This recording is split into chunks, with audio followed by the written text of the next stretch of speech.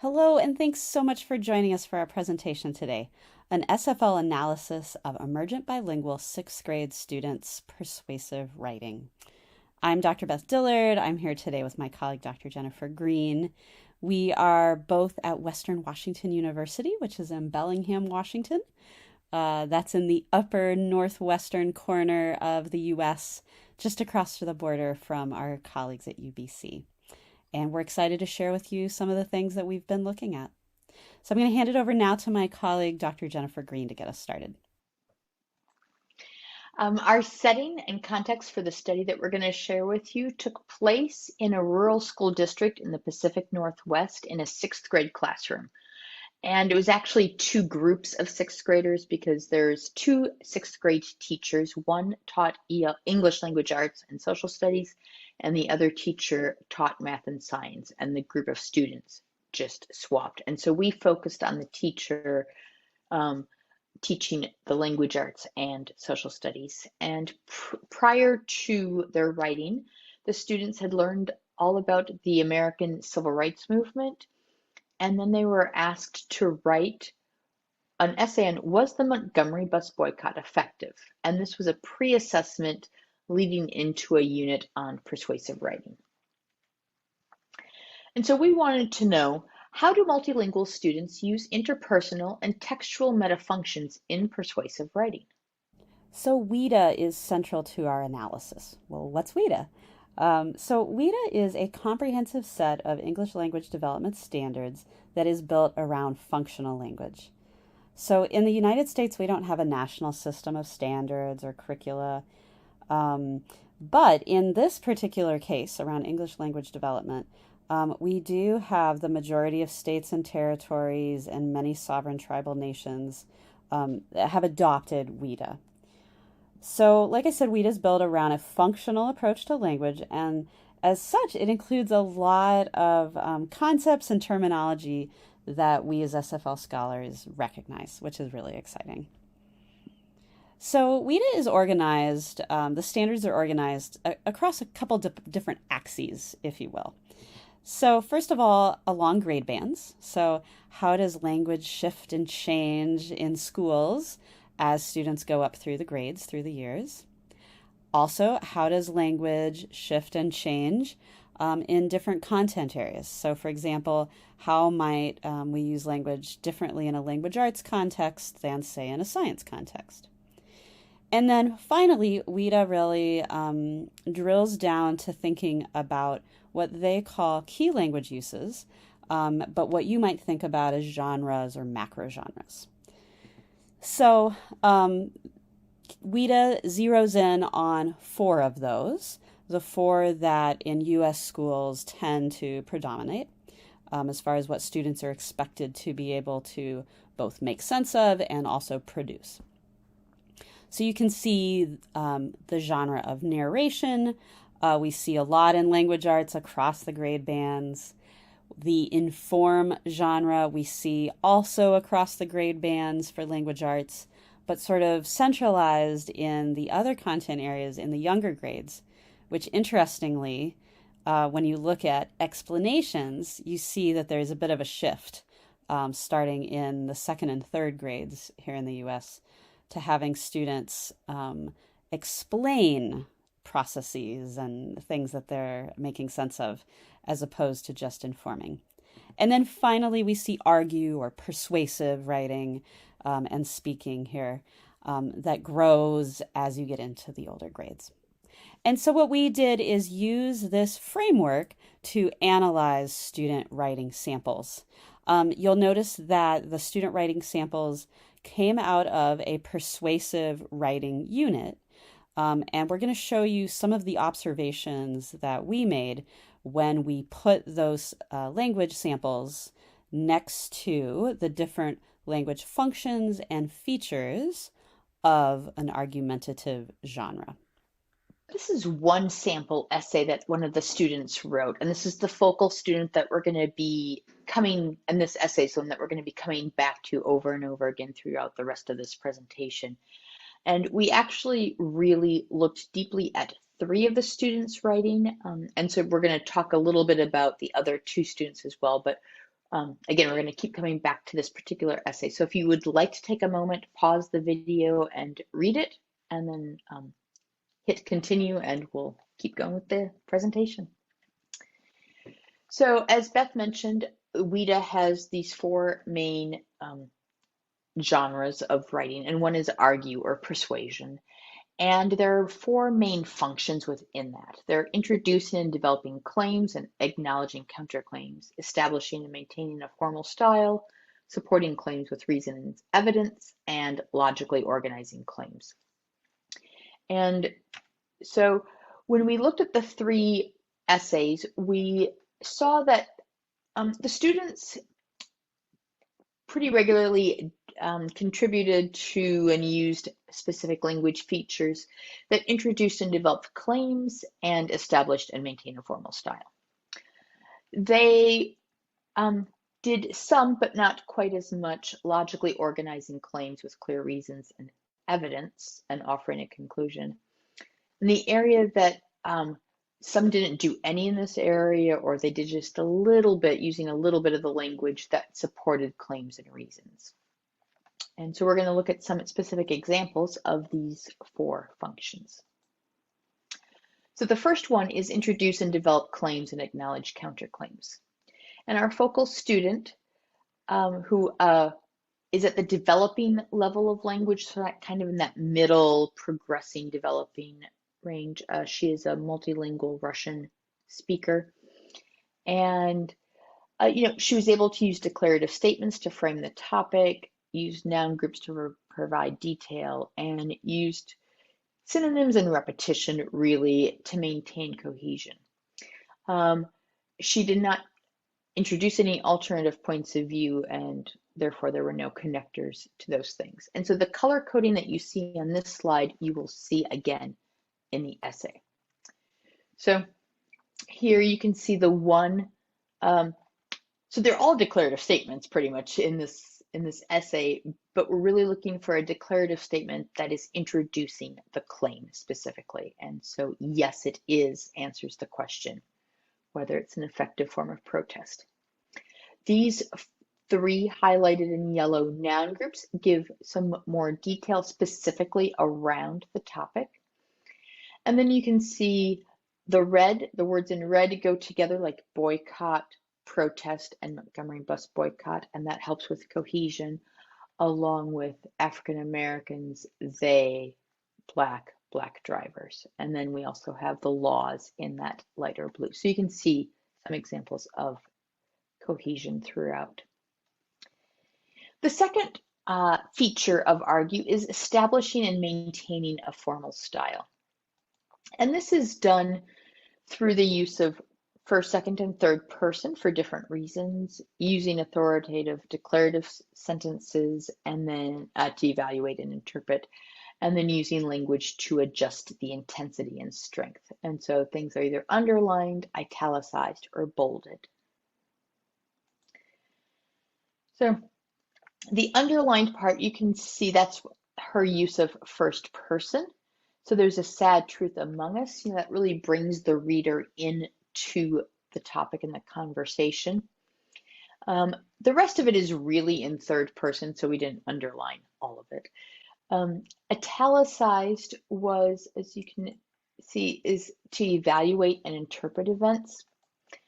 And so, the statement of the laws was unfair, is, evaluation of that. And then she used sad truth, that's bolded twice, sad truth, and that is for the feature of strengthening or intensifying that message. So not just saying the truth was, but it was the sad truth. And as I mentioned earlier, students did not do, there wasn't a lot of evidence of their supporting claims with evidence. And in fact, this student didn't do this at all. And some of the things that could be done to support claims and reasons is, having a variety of clauses with like quotes and references, or connectors to elaborate ideas, connectors to link claims, literary devices, and modality. Of the 3 essays that we analyzed for this study, one student did use modality to try to convince her audience of her position. And finally, we have logically organizing claims with clear reasons and relevant evidence. And our focal student did 2 of the language features that often show up for this function. And she did that by using a variety of verb structures, primarily the past tense, but she did use passive voice a couple of times, and connectors to sequence points.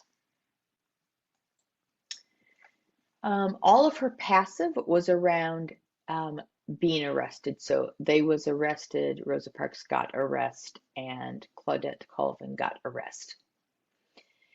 And then we coded PB1, 2, and 3 as connectors just because that was a visual marker of like saying, hey, I'm moving on now to another idea. I'm moving on to another idea.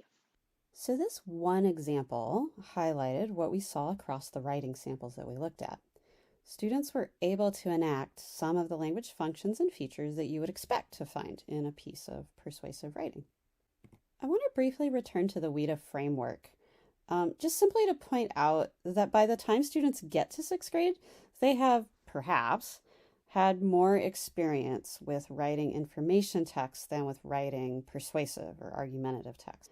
So it's appropriate to bring up here also Pauline Gibbons' mode continuum, which is essentially the idea that some language features shift as we move from spoken to written language, and that in thinking about schooling, teachers must navigate this transition with students, moving them from writing like they speak to more and more, for lack of a better word, target-like genre forms. So what we did, we reanalyzed the text looking at the functions and features now of the inform genre. And we saw that students' text tended to more skillfully use the language functions and features of informing. You know, looking at this, you'll notice areas of alignment between arguing and informing. Here, for example, in the upper left-hand corner, you're going to see the function introducing and defining the topic or the entity for the audience. Well, if we think back to what this function was for arguing, it was about developing claims and acknowledging counterclaims. And remember, that was a piece that was pretty challenging for our students. They were more new at, is the counterclaims. Then if you look at the bottom left, establishing an objective or neutral stance, whereas when we were talking about arguing, we were looking at establishing and maintaining a formal style. Upper right, add precision, details, clarity about these various descriptive ideas, right? As opposed to when we were talking about arguing, we were supporting claims with reasons and evidence that were clear, relevant, and credible. And then finally, the bottom right-hand corner is about cohesion and coherence for both of the genres.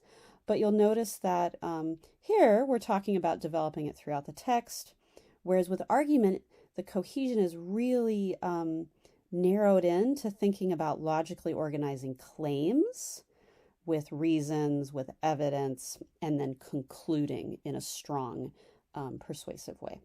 So let's look at these one by one, and then look at our focal text. So student writing we examined had mixed success at implementing this first language function. However, it was more success than in arguing. So arguing requires, like I just said, language features to not only introduce a claim, but acknowledge a counterclaim. And it was that last aspect students were not yet adept at. But we noticed that still students were able to usually hit at least 3 of these different features in their attempt to enact the language function of introducing the topic. So if we look at an example here, the purple highlighting, it shows how this young author used relating verbs. So like have, be, belong to define, to describe, to classify. I think the clearest example is how they define boycott. And I think we could also make the case that unfairness is an attribute that these particular laws had. So other papers we examined showed more like different example language features. For example, one student made a strong claim that we are all equal, and so they were using the timeless present to show a generalization. Other papers had examples of somewhat expanded noun groups being used to define, but it's worth noting, I think, that for the most part, the students that we looked at were using pre-modifiers and not yet post-modifiers, though there were definitely some exceptions. So this language function we would recognize in SFL as the interpersonal metafunction. So when arguing, this function is related to using authoritative, declarative sentences and also using appraisal. Here with inform, we're looking at maintaining neutrality, objectivity. And you can see here the different language features that can help do that. Interestingly, none of the papers we examined used reporting devices or saying verbs to bring in information learned during class about the civil rights movement or that they had researched on their own. The other language features, though, were sometimes present, though perhaps in more novice level configurations. So let's look at a few examples. So our focal students' writing, we see, and this is in turquoise, a number of declarative statements providing objective information. The young author, we can see, is also able to use generalized nouns to maintain neutrality. So, for example, they use African Americans, boycott. They use black and white, leaving off people, but it's clear that that's the meaning that they're trying to enact.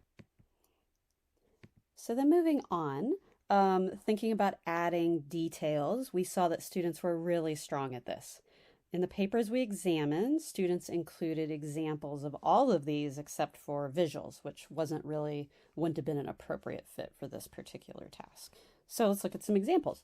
You'll notice adverbials and prepositional phrases, so what we might call circumstances, giving information about time and location, so like in the back of the bus or at that time, so placing this in history. Our focal student also used adjectives and adverbs to describe quantity, so talking about number of people or maybe number of days.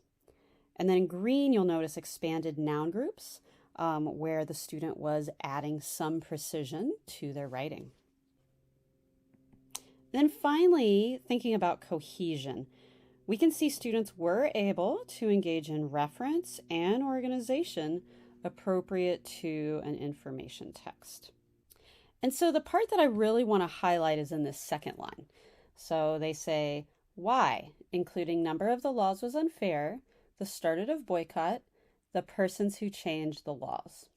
And so you can see the meaning they're trying to get across here is essentially listing their three main points that they want to get across, that they see as evidence for why the boycott was effective. And then you notice that this is how they have started each of their body paragraphs lined up below. So though they're still working on building more accurate syntax, the reality is that they are very much beginning to accomplish the function of organizing their meanings in logical ways and then building reference throughout. So you can see, in a sense, the chain of reference in the red, but then also the way they have connected that sentence I just read, which functions very much as a text opener, to their paragraph openers in each of the body paragraphs. So bringing it all together here, as we looked through this, really our work aligned very much with prior work done by a variety of authors on how young writers tend to recount rather than analyze events, and that is something that has to be scaffolded in very specific ways.